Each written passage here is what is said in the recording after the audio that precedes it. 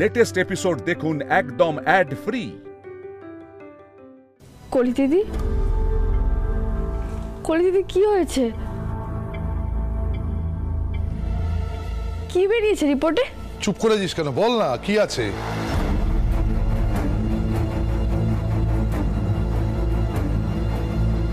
দাদা ভাই আর গুগলির DNA 99% match করে গেছে মামু।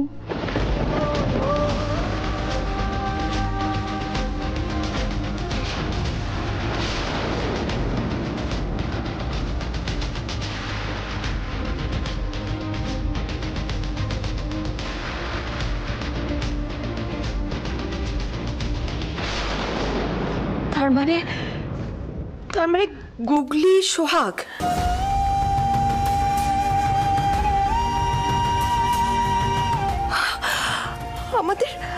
আমাদের সোহাগ বেঁচে আছে। বুঝতে গিন্নি, এমন একটা দিন দেখার জন্য আমরা বেঁচে আছি। বলো সত্যি সত্যি আমি বিশ্বাসই করতে পারছি না যে আমাদের সকলের চোখের মনে সোহাগ বেঁচে আছে। আমাদের চোখের সামনে ঘুরে বেড়াচ্ছিল, অথচ আমরা তাকে বুঝতেই পারিনি। ওরকম ভাবে বোঝা যায় মা? আমাদের সোহাগ মা, গুগলি আমাদের সোহাগ মা। মা, আমি সারা শহরের মানুষকে নিমন্ত্রণ করে খাওয়াবো। আমি কাগজে বিজ্ঞাপন দেবো। বাবা, লাইডি ভাই চোখের মনি ফিরে এসবে বাবা।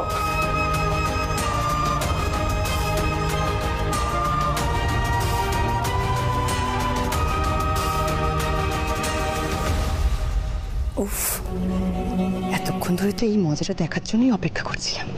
জাস্ট জমে গেছে।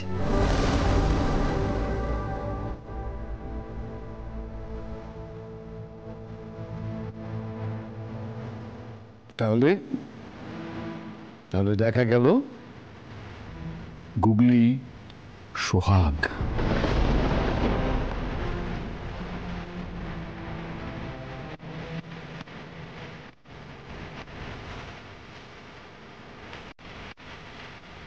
দেখো না, আর কিচ্ছু করতে হবে না। এই বাড়ির লোকেরাই মিতুলকে বার করে দেবে। বিশ্বাস করুন দাদু, আমি জানতাম না। এত বড় সত্যিটা জানলে আমি লুকিয়ে রাখতাম না। আমি তোকে বিশ্বাস করি মিতুল।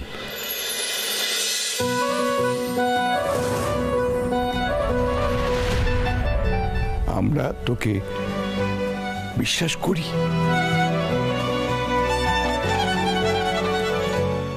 আমি তোকে বকতে আসিনি রে মা, আমি তোকে বকতে আসিনি মারে। আমি তোর কাছে আমার কৃতজ্ঞতা জানাতে এসেছি মা।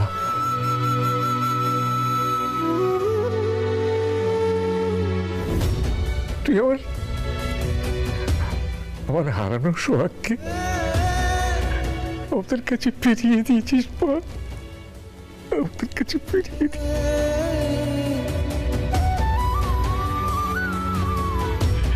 দাদু,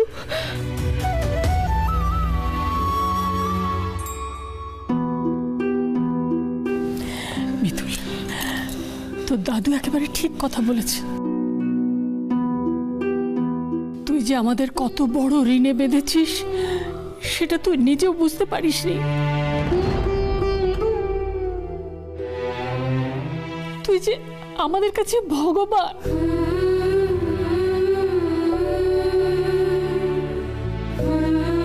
যে মেয়ে আমাদের পরিবারকে এত বিপদের হাত থেকে বাঁচিয়েছে, তাকে কি করে অবিশ্বাস করি মা? আর আজ তুমি আমাদের যে উপহারটা দিলে না মা, ধন্যবাদ জানানোর ভাষা আমাদের নেই। শুধু একটাই অনুরোধ, এরকমই থাকিস মা। এইরকম মেয়ে থাকলে সব মায়েদেরই গর্ব হয় রে মা। তুই এমনটাই থাকিস কেমন? সব সময় সব জায়গা আলো করে রাখিস। ও মা, তুমি যে হারটা দেবে বলেছিলে আজ দিয়ে দাও না।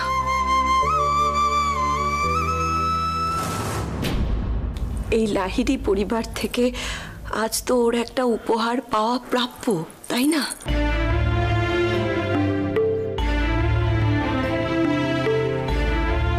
তুই ঠিকই বলেছিস সুমি।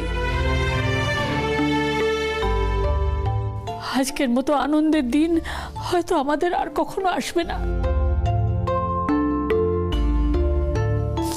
ভাগ্যিস সেদিন মিতুল বাচ্চাটাকে নদী থেকে তুলেছিল, না হলে তো আমরা সোহাগকে পেতামই না। শুনুন, আমি একটা কথা বলি। হ্যাঁ বল।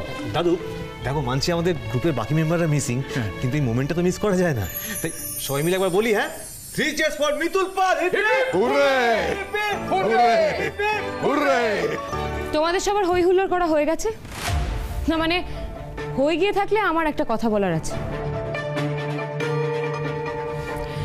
দেখো মিতুল, এই বাড়ির সবার হয়তো তোমাকে বিশ্বাস করাটা অভ্যেসে এসে দাঁড়িয়েছে, কিন্তু আমি তোমাকে বিশ্বাস করি না।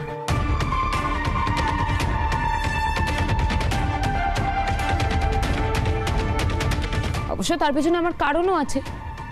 আমি বিশ্বাস করি যে তুমি যখন গুগলিকে নদীর ধারে কুড়িয়ে পেয়েছিলে, তারপর যখন তুমি জানতে পারলে যে ও ইন্দ্রজিৎ লাহিড়ীর মেয়ে, তখন থেকেই তুমি তোমার খেলাটা সাজিয়েছো। তুমি সোহাগের মা সেজে ইন্দ্রর চোখে ভালো হয়ে এই সম্পত্তিটাকে ভোগ করতে চেয়েছিলে।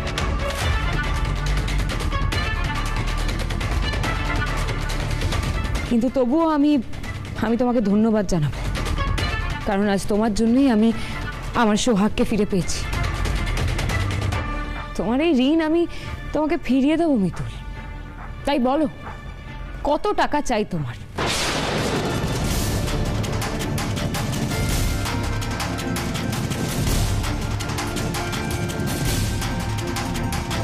টাকা?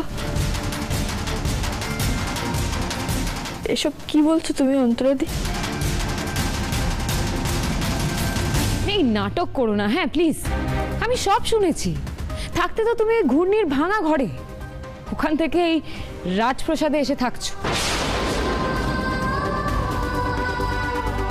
তাই স্ট্যান্ডার্ড অফ লিভিং মেনটেন করতে তোমার তো খরচ আছে। মানে এখন তো আর তুমি মাটির বাড়িতে গিয়ে আর থাকতে পারবে না, তাই না?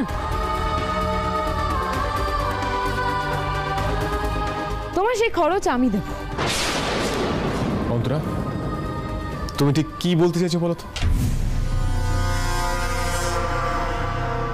আমি এটাই বলতে চাইছি যে মিতুলকে এই বাড়ি ছাড়তে হবে, আর কোনো রাস্তা নেই।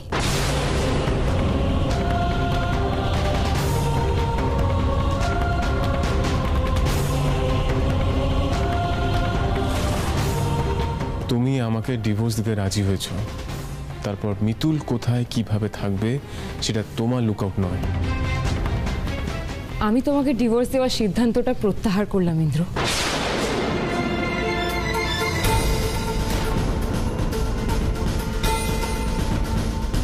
আর ডিভোর্স দেওয়ার তো কোনো প্রশ্নই ওঠে না। আমাদের সোহাগ ফিরে এসেছে। ইন্দ্র, ইন্দ্র আমার কথাটা শোনো। দেখো, আমরা স্বামী স্ত্রী আর সোহাগ আবার আমাদের সুন্দর করে একটা সংসার সাজাবো। তুমি সোহাগের বাবা, আমি সোহাগের মা। সেখানে মিতুল কে? Mitul is nobody.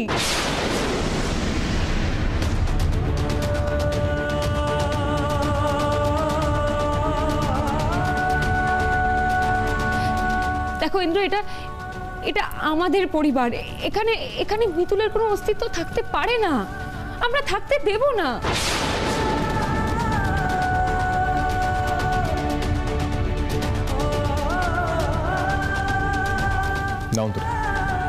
মিতুল এই পরিবারেরই একজন, ও আমার স্ত্রী। আমি তোমাকে বারবার বোঝাচ্ছি, বারবার বলছি, তুমি 7 বছর পর ফিরে এসে যা খুশি তাই দাবি করতে পারো না। বুঝতে পেরেছো? আর সমস্ত কিছু ঠিক হয়ে যাওয়ার পর তুমি এখন বলছো তুমি আমাকে ডিভোর্স দেবে না, আমার সঙ্গে সংসার করবে। এটা খেলা নয় অন্তরা, এটা হয় না। কেন হয় না? না প্লিজ আমাকে বলো, মিতুল কোন পরিচয়ে বাড়িতে এসেছে?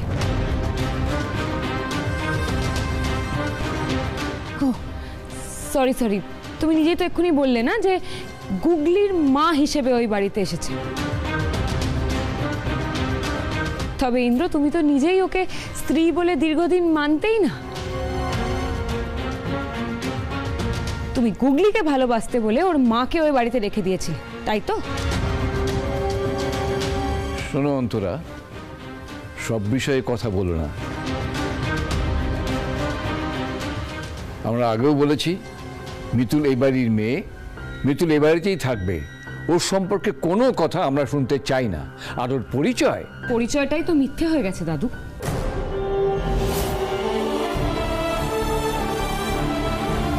মিতুল মানে সোহাগের কেউ হয় না, তাই ওর এই বাড়িতে থাকার কোনো অধিকারই নেই।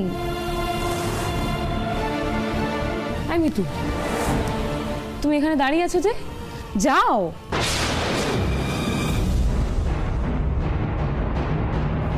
আর হ্যাঁ, তোমাদের সবাইকেও আমি একটা কথা বলে রাখতে চাই, আমি কিন্তু তোমাদের আর কোনো অনুরোধ শুনবো না।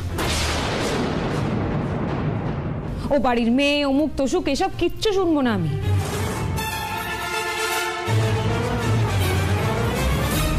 কি হলো, এখনো দাঁড়িয়ে আছো কেন? যাও। অন্তরা, বাবা তোমায় কথা বলতে বারণ করেছেন। সরি বাবা, আমি আর চুপ করে থাকতে পারছি না। তোমরা বুঝতে পারছো তো, মিতুল গুগলির মা নয়। এটার জন্য গুগলির ওপরে কিরকম ট্রিমেন্ডাস মেন্টাল প্রেশার পড়বে। গুগলির সামনে যদি সারাদিন মিতুল ঘুরঘুর করে, তাহলে সেটা গুগলি কি করে মেনে নেবে?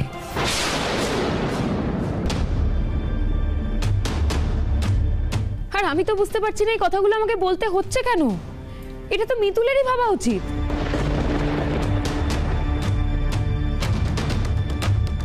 এই না তুমি সারাদিন মেয়ে মেয়ে করে পড়ে থাকো, তাহলে মেয়ের কথা ভাবো, মেয়ের ভালো মন্দ নিয়ে ভাবো। তুমি নিজের স্বার্থে এই বাড়িতে পড়ে থাকবে, আর তাতে গুগলি কষ্ট পেলেও তোমার কিছু যায় আসবে।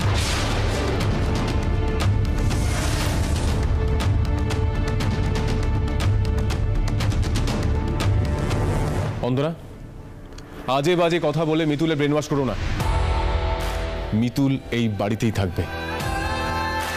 এতদিন পরে সোহাগ আমাদের কাছে ফিরে এসেছে, আমাদের এই আনন্দের মুহূর্তটাকে তুমি নষ্ট করে দিও না অন্তরা। তোমাদের কোনো কথাই আমি আর শুনবো না।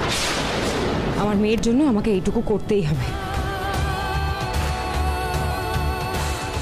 কি মিতুল, এত কিছু শোনার পরেও তুমি এখানে দাঁড়িয়ে থাকবে? আরে তুমি যাও। বলে বাবা, আমার যে বড় অসহায় লাগছে, মরমে মরে যাচ্ছি আমি। কিন্তু কিন্তু গুগলিকে ছাড়া যে আমার পক্ষে থাকা সম্ভব নয়। অন্তরাদি, গুগলির না খুব ঠান্ডা লাগার ধাত আছে। ঘরের মধ্যে ওকে মোজা পরিয়ে রাখতে হয়, নাহলে একটুতেই মেয়েটার ঠান্ডা লেগে যায়। আর দেখবে ঘরের মধ্যে একটা ওষুধ আছে, অপারেশনের পর থেকে ওটা খাওয়ার পরে খেতে হয়।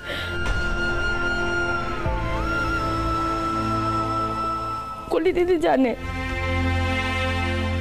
ওটা খাওয়াতে ভুলে যেও না কিন্তু। হ্যাঁ, আর ও না একদম টক খেতে পারে না।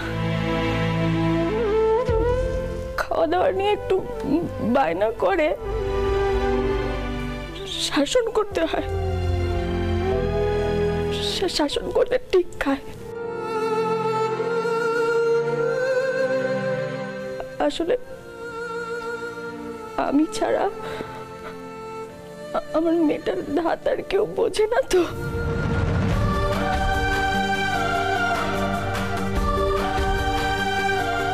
তুমি আমার গুগলিকে সামলাতে পারবে তো অন্তরাদি?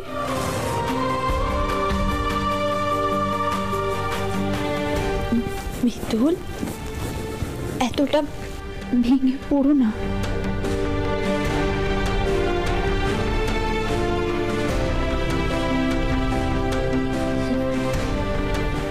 মিতুল, আমি ওর নিজের মা, আমি ওকে জন্ম দিয়েছি। হ্যাঁ, তুমি ওকে পালন করেছো ঠিকই, কিন্তু মায়ের থেকে বড় তো আর কেউ হয় না। আমি আমার মেয়ের ভালোর কথা ভেবেই তোমাকে বলছি, তুমি এখান থেকে যাও।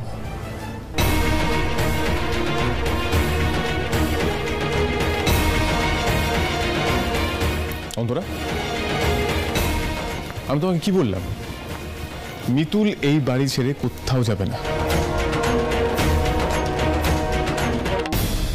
আচ্ছা, তোমার কি মনে হয় মিতুল সোহাগকে দুদিন আগে কুড়িয়ে পেয়েছিল? না তো,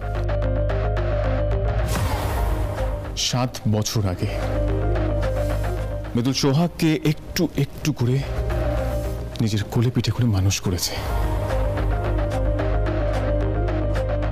তুমি এটা কিছুতেই বুঝতে পারছো না, তাই না? অন্তরা, জন্ম দিলেই মা হওয়া যায় না, মা হয়ে উঠতে হয়, বুঝতে পেরেছো? আর তুমি তো যথেষ্ট সময় পেয়েছিলে, তুমি তখন কি করতে? বাড়ির সকলের উপর ছেড়ে দিয়ে তুমি বেরিয়ে পড়তে, বিউটি পার্লার, পার্টি, তারপরে তোমার শখ আহ্লাদ পূরণ করতে, ও আরো কয়েকটা জিনিস করতে, সবসময় রাগ, জেদ আর অহংকার দেখাতে।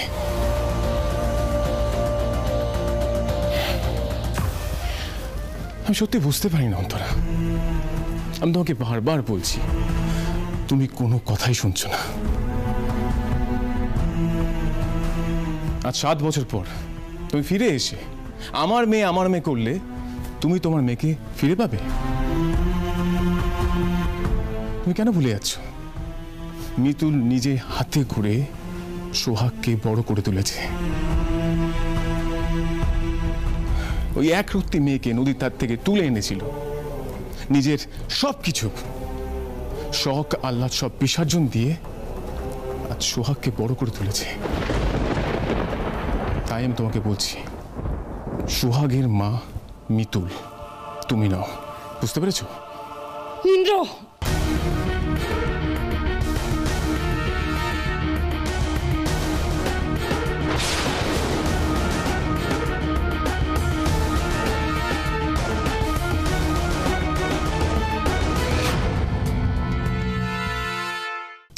কেন নিচে যেতে দিচ্ছ না বলো তো? আমার ভালো লাগছে না। ও গুগলি, বলছি নিচে কি এমন আছে বলো তো? তাতে বরং চলো আমরা সবাই মিলে ইগির মিগির খেলি। চলো চলো, ইগির মিগির খেলবো। চলো চলো, ভালো লাগবে। তুমি তো ভালোবাসো। গুগলি, নিচে কত কিছু হয়ে যাচ্ছে জানো? তুমি তো কিছুই জানতে পারছো না। নিচে কি হচ্ছে আমি কি জানতে পারছি না। শোনা, তোমার জন্য আমার খুব কষ্ট হচ্ছে। মিতুল তোমাকে এইভাবে ঠকালো? এত বড় মিথ্যে কথাটা মিতুল তোমায় বলতে পারলো? না না, মিতুল আমাকে ঠকাতে পারে না। মিতুল আমাকে মিথ্যে কথা বলতে পারে না। সিমি দিদি, তুমি এসব কি বলছো বলো তো? ঠিক কথাই বলছি। মিতুল তোমাকে অনেক বড় মিথ্যে কথা বলেছে। সত্যি, আমার কথা বিশ্বাস করো তুমি। চুপ করো না সিমি দিদি, তুমি কেন বলছো এসব ওকে? তোমরা চুপ করো। এখানে দাঁড়িয়ে আছে কিসের জন্য? হ্যাঁ, মিতুলের চর হয়ে দাঁড়িয়ে আছে, তাই না? কি কাজ তোমাদের? সারাদিন শুধু ঘরের খবর পাচার করা। কি বলেছে মিতুল? শিখিয়ে দিয়েছে, তাই তো? এই ছোট্ট বাচ্চা মেয়েটার চোখে পট্টি পরিয়ে রাখতে। আমি এটা হতে দেব না। আমি আজকে গুগলিকে সব কথা বলবো। গুগলি, সিমি দিদি শোনো না, আমি তোমার পায়ে পড়ি। সিমি দিদি, তুমি ওকে এসব বলো না, এরকম কাজ করো না তুমি। সিমি দিদি, এটা ঠিক হচ্ছে না। সিমি দিদি, ও একটা বাচ্চা, তুমি ওকে কেন এসব কথা বলছো? তোমাদের কাছ থেকে আমি ঠিক ভুল শিখবো। গুগলি, গুগলি, তোমার আসল নাম সোহাগ।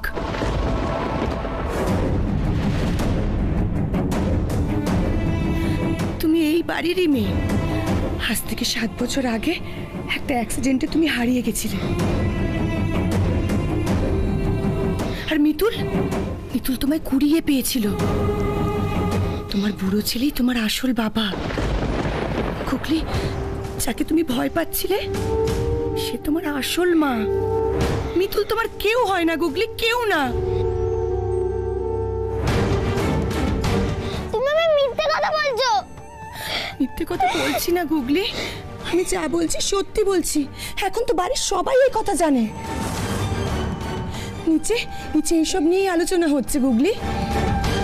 দেখো গুগলি, আমি বলছি শোনো, মিতুল তোমাকে ঠকিয়েছে। মিতুল তোমাকে নিজের বাবা মায়ের কাছ থেকে দূরে করে রেখেছিল। মিতুল তোমার নিজের মাকে ভয় পেতে বাধ্য করেছে গুগলি। এত বড় ভুলের কোনো শাস্তি হবে না? মিতুলকে তুমি শাস্তি দেবে না গুগলি? গুগলি, মিতুলকে শাস্তি দেবে না? ও তোমাকে এত বড় মিথ্যে কথা বললো, তোমায় এইভাবে ঠকালো, তুমি শাস্তি দেবে না গুগলি? মিতুল আমাকে মিথ্যে কথা বলেছে? বুড়ো ছেলে আমার আসল বাবা? বুড়ো ছেলে কেন বললো যে বুড়ো ছেলে আমার বাবা? তুই যে আমায় বলেছিলিস সে আমার বাবা নেই। কিচ্ছু জানি না আমি। তোমরা যে বলেছিলে আমার সোহাগ নেই, এই তো আমার সোহাগ, আমার সোহাগ তো ফিরে এসেছে। তুই কে? আমি তোমার মা। না না, এরকম হতে পারে না। তাছাড়া মিতুল মা মিথ্যে কথা পছন্দ করে না। এরকম হতে পারে না। আমি যাবো মিতুল মাকে জিজ্ঞাসা করবো। মিতুল মা আমার সাথে এরকম হতে পারে না। গুগলি দাঁড়াও গুগলি।